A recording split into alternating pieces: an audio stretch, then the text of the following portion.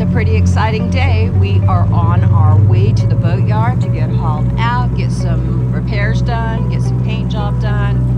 I'm praying we can put the carpet in downstairs. But this was our view for the last few days. But don't worry, we are not going far. Just over by that park. Basically on the other side of the breakwater.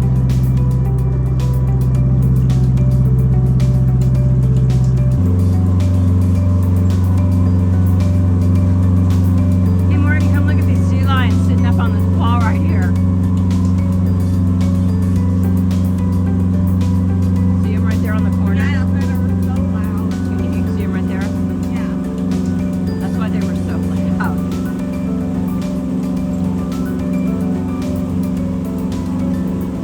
In our prior videos, we explained that we started our Great Loop adventure in January, intending to ship our boat from Ensenada, Mexico to Fort Lauderdale, Florida. But we got sidetracked by a 1976 Hatteras long-range cruiser in San Diego, with the possibilities of cruising this boat to Florida on its own bottom, rather than shipping it. Long story short, we bought that boat, even though we knew it would need a bunch of work completed before setting out on our long cruise. In June, we cruised from San Diego to Ensenada, burning an estimated 25 gallons of fuel during the 75-mile journey. Today, June 7th, we take the new boat to Baja Naval to begin the work needed to safely complete our cruise. As we approach the Baja Naval Boatyard, we're going to dock the boat at the T and wait there while the workers prepare the lift to take us out of the water.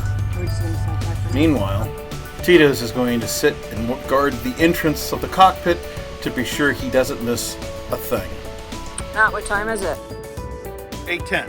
We're 10 minutes late. But I'll bet we're here for a lot longer than that.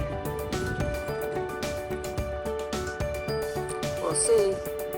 To our surprise, we did not have to wait very long. With the workers ready, we make our approach to the lift. Good morning.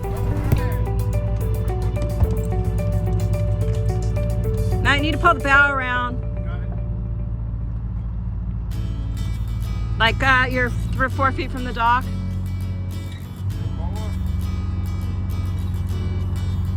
It doesn't spin on a dime.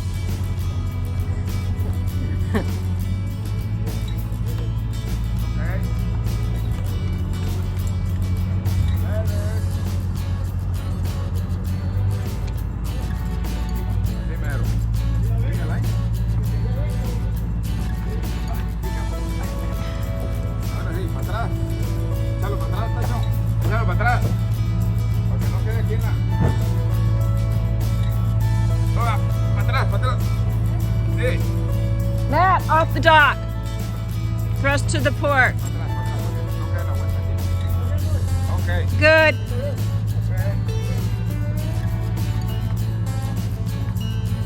Está bien, ciérrale la puerta ahí nomás.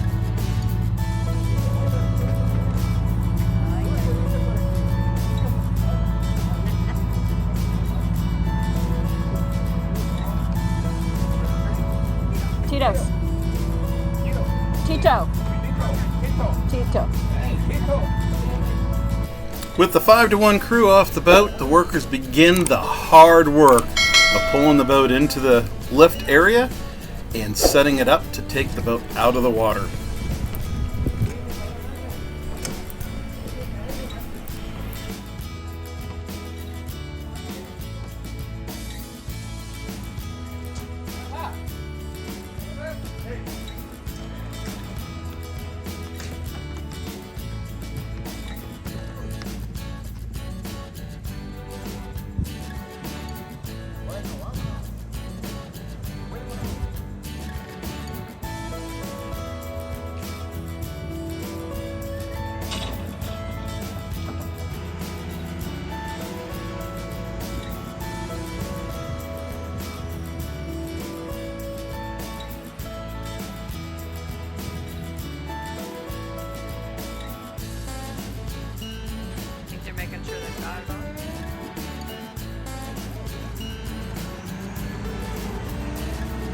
This boat weighs 53,000 pounds, empty.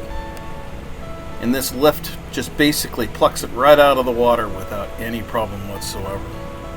Now mind you, the workers have gauged the straps so that they don't hit the rudders or the props, the shafts, or are very important stabilizers. So a lot of thought and work has been put into making sure that it was a safe pull from the water. And if you can't tell, the video has been sped up by about 2.5 times because this is a very long and tedious process. And I certainly wanted to save you from that boring part of the video.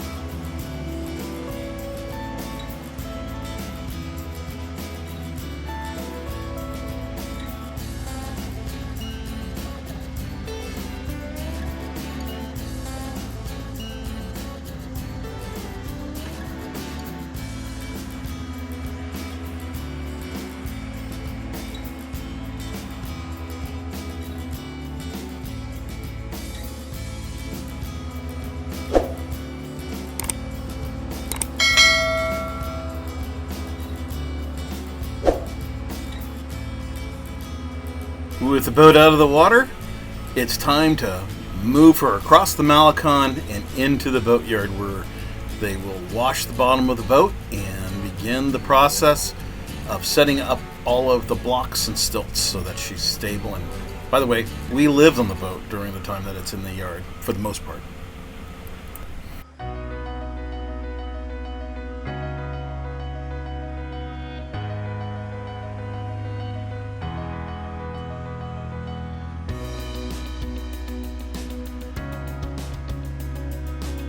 With the boat out of the water, all of the work that needs to be put in becomes evident by the shape of the hull.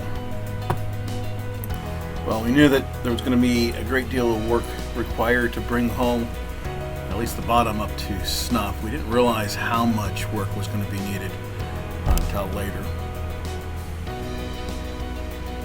And as is typical with any boat project, as you begin to make the necessary repairs, you find things that were hidden by gel coat and wax that need even more repair.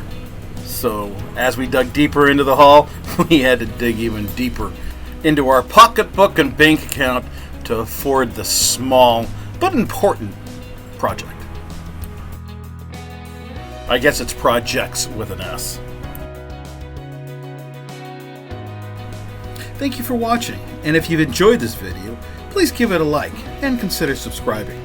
I look forward to your comments, and I'll do my best to respond as quickly as possible. Until next time, keep your boat afloat and make your dreams memories.